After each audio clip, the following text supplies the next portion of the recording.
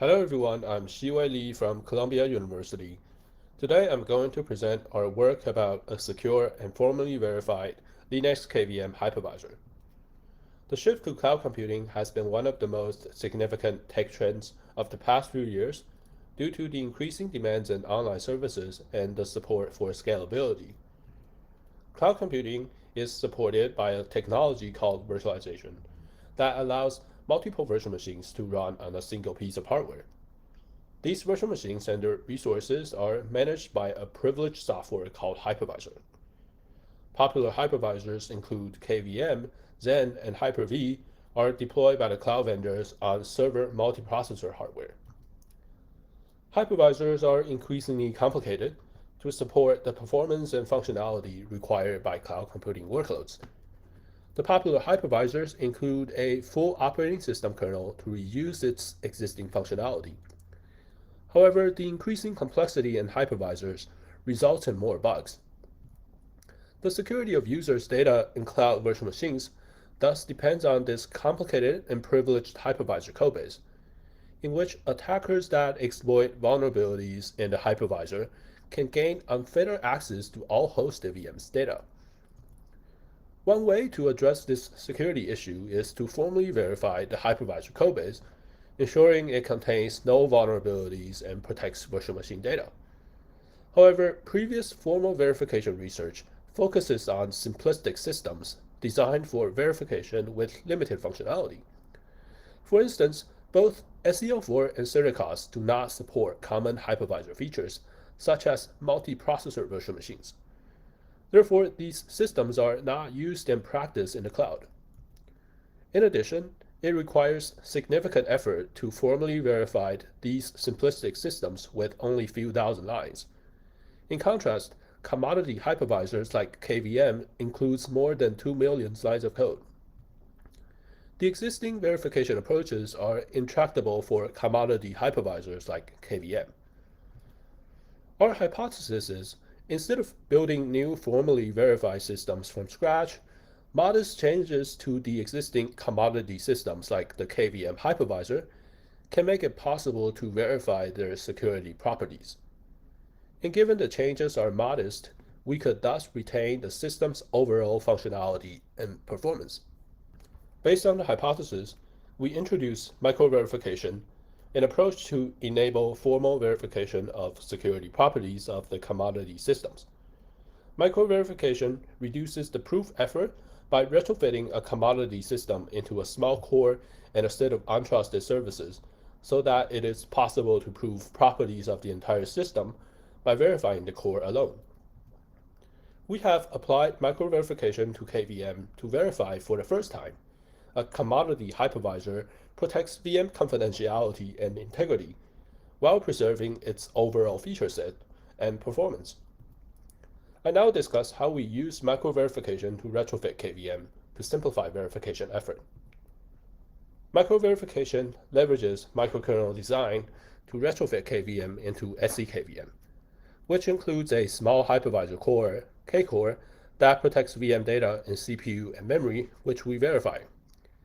SCKVM also includes a large set of untrusted hypervisor services, Kserve, that includes the Linux kernel integrated with KVM to provide complex virtualization functionality.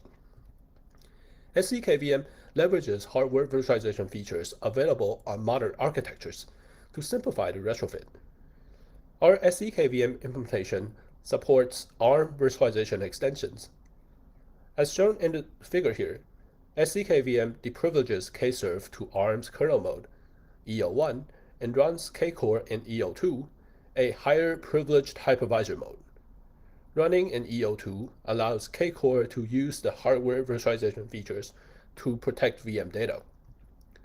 To protect VM memory, Kcore leverages nested page tables. Nested page tables were introduced by hardware virtualization extensions to enable a hypervisor to efficiently control what physical memory is accessible to virtual machine. Kcore not only uses the nested page tables to restrict the VMs, but also the hypervisor's accesses to physical memory. In our implementation for ARM, Kcore manages ARM's nested page tables, stage 2 page tables. Kcore enables nested page tables when running kserve and manages kserve's nested page table to ensure the page table does not map to Kcore's or a VM's private memory. To simplify Kcore, SEKVM relies on kserve for memory allocation. Kcore uses an identity mapping in kserve's nested page table so that a physical address viewed by kserve is the same as that on the hardware. This makes it possible for kserve to reuse KVM's existing memory management functionality for allocating memory. To protect VM's data stored in CPU, Kcore ensures kserve cannot access VM CPU data on the hardware. When a VM is running, Kcore ensures only the VM itself has access to the CPU data on the hardware. And when a VM is not running, Kcore saves the VM's CPU to its private memory. Thus, in both cases, the VM's CPU is protected. Here I use an example to show how Kcore protects VM data when handling a page fault from a VM's nested page table. Kcore controls the hardware to trap the page fault to itself, which it then switches to kserve to allocate a new page for the faulty VM. Before entering kserve, Kcore context switches the hardware to kserve, ensuring that kserve cannot access VM CPU data on the hardware. After kserve finishes memory allocation, Kcore unmaps the newly allocated page by kserve from kserve's nested page table, ensuring that kserve has no access to the page. Kcore then maps the page to the VM's nested page table to resolve the page fault. Finally, Kcore restores VM's CPU registers stored in its memory to the hardware before entering VM. Now that after the retrofit, we have significantly reduced KVM's codebase we need to prove, I will then discuss how we verify that the KVM implementation protects VM data. We first verify the functional correctness of the concurrent Kcore implementation, ensuring that the implementation contains no vulnerabilities. We define a specification that describes the behavior of Kcore and prove refinement, verifying that Kcore's implementation refines its specification. Since the implementation refines the specification, we can use the specification to prove security properties of Kcore, which is easier than using the implementation directly. Specifically, we show that the confidentiality and integrity of VM data is protected for any implementation of kserve interacting with Kcore. Therefore, the security properties hold for the entire hypervisor. To further reduce verification effort, we employed a layered approach that enables us to decompose the verification of Kcore into simpler components that are easier to prove. To verify the correctness of Kcore, start from the bottom layer, we incrementally prove the implementation in each layer refines its specification, and gradually prove that Kcore's top layer, which includes the exception and hypercall handlers, is refined by a stack of layers. A key issue is refinement may hide intermediate information leakage and do not preserve security properties like confidentiality and integrity. I use a nested page table example to illustrate the problem. A multiprocessor VM has shared nested page tables. That is, the page tables are accessible across multiple CPUs. Therefore, locks are used to protect hypervisor's concurrent accesses to the nested page tables. Although the hypervisor's accesses to the nested page tables are protected by locks, a multiprocessor VM can access the nested page table anytime.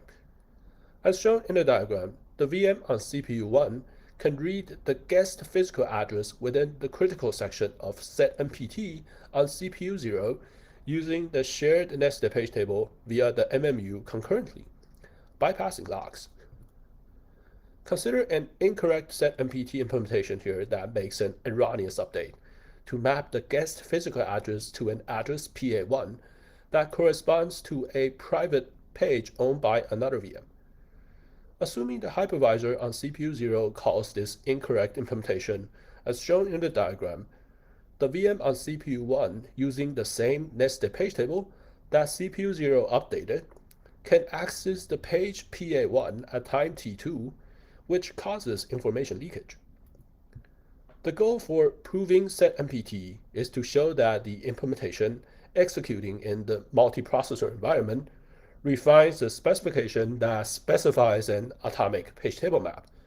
So we can use the atomic specification that encapsulates the concurrent behaviors of the implementation for further reasoning. However, previous refinement approach hides the intermediate updates and do not distinguish between the correct and incorrect implementation for setMPT, and would end up refining the two implementations to the same atomic spec, hiding information leakage and not preserving security. We introduce security preserving layers to ensure refinement does not hide information leakage and preserves security properties. Security preserving layers employ transparent trace refinement to track intermediate updates.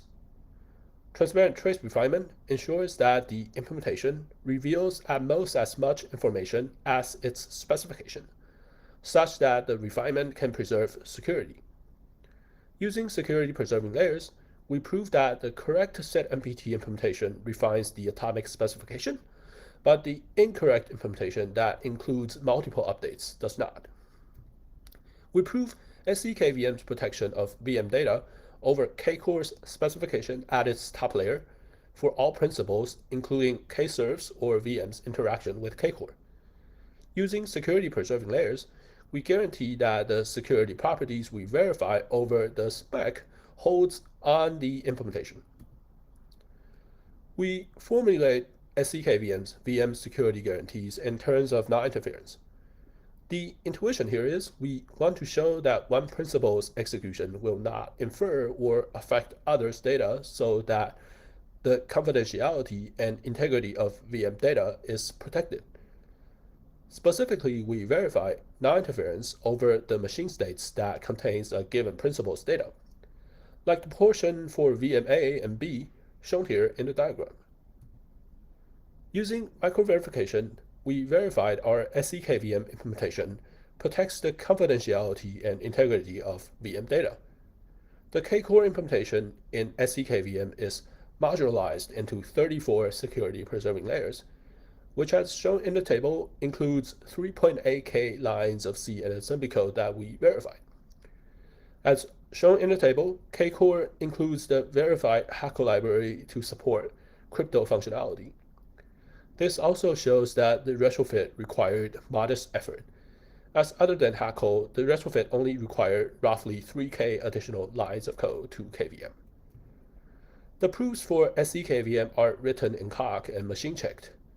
The implementation effort for our proofs, as shown in the table, is mostly for proving the correctness of K-Core, which includes the challenging refinement proofs for multi-level page tables.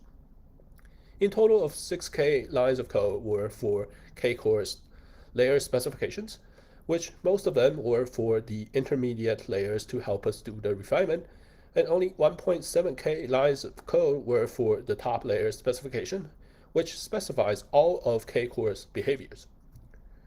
Our formally verified SE-KVM implementation supports comprehensive virtualization features, as shown here, inherited from KVM, while providing verified VM protection. In contrast, SE-L4 and Certicos provide none of these features with verified VM protection. We tested application workloads as listed in the table on real ARM server class hardware running SE-KVM. The workloads include a mix of CPU and I/O intensive benchmarks, which some of them are commonly used server applications, including Apache, Memcached, and MySQL. The graph shows VM performance using baseline KVM and SE-KVM. The results in the graph are normalized to bare metal execution, so lower numbers mean better performance. The results show modest overhead in overall on SE-KVM compared to a modified KVM. And here I summarize my presentation. Using micro-verification, we made small changes to KVM and verified that the KVM implementation protects the confidentiality and integrity of VM data. Because the changes required to retrofit KVM are modest, the implementation retains KVM's overall commodity feature set and performance. Our work is the first machine-checked security proof for a commodity multiprocessor hypervisor. And that'll be all for my presentation. Thanks for listening. I'm now happy to answer questions.